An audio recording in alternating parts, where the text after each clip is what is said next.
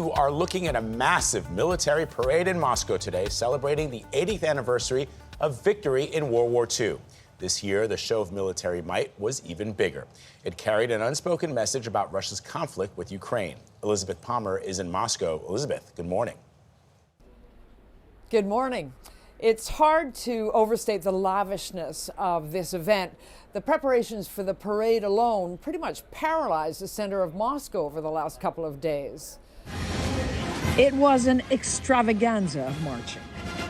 Russian troops from every branch of the military and soldiers from former Soviet republics. There was even a guest contingent from China, Russia's increasingly close ally. In the viewing stand, President Vladimir Putin sat right next to his guest of honor, Chinese President Xi Jinping. On one level, this parade was a celebration of Russia's great victory over the Nazis in World War II. But it was also political theater, a weapons drive-by to remind the world that Russia is still a nuclear superpower, and hugs and handshakes with North Korean military officials to show the Russian leader isn't squeamish about his supporters. In his speech, Putin did touch on Ukraine. Russia is going through a difficult watershed moment in its history, he said.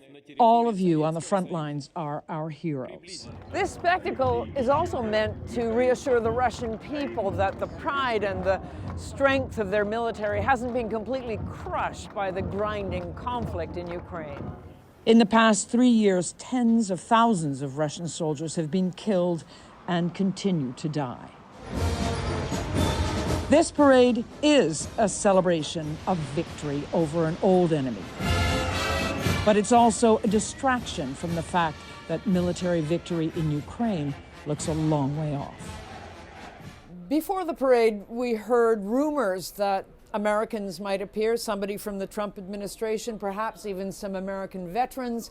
In the end, we saw none, including the U.S. ambassador, who was invited to attend, Nate, but chose not to. Liz Palmer in Moscow, thank you.